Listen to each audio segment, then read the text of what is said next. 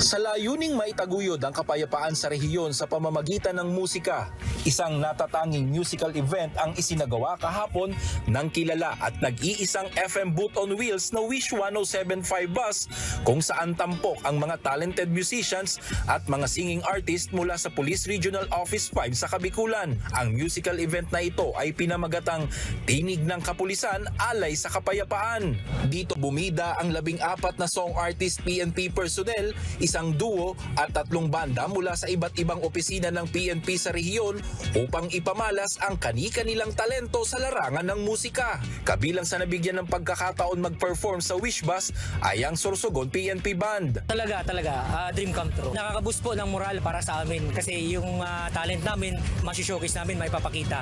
At hindi lang po yan, yung mga parang makakahikayat din po kami sa mga gustong maging PNP personnel na maging bahagi ng organisasyon namin. Para naman kay Police Lieutenant Joanna Habok, malaking bagay sa moral ng mga pulis ang pagdalaw sa kanila ng Wish Bus. Napakahalaga po nito.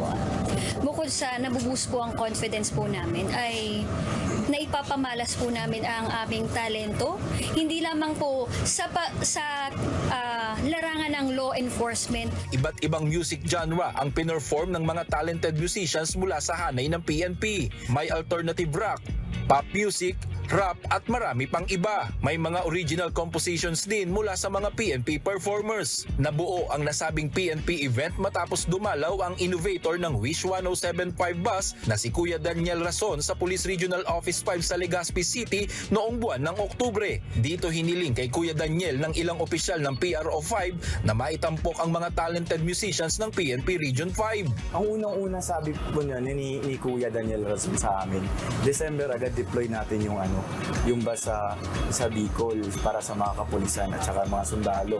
Yun yung namin. Tsaka yung isang instruction niya din, lahat ng mga nakita niyo naman ang dami natin kinater natin na kanina ng mga performers. Kuya Daniel, wish granted talaga. I am so thankful and hindi ko maubos maisip na ma-realize ito at maraming matatouch na buhay. Not just the families of this talented personnel.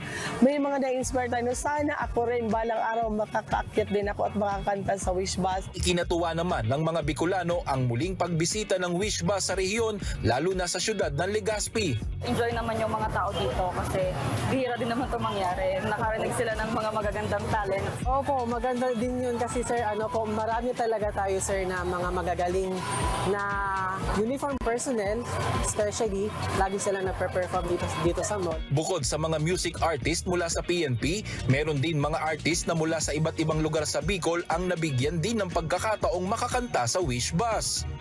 Patuloy na mag-iikot ang nag-iisang Wish 107.5 bus sa iba't ibang lugar sa bansa upang itaguyod ang original Filipino music o OPM.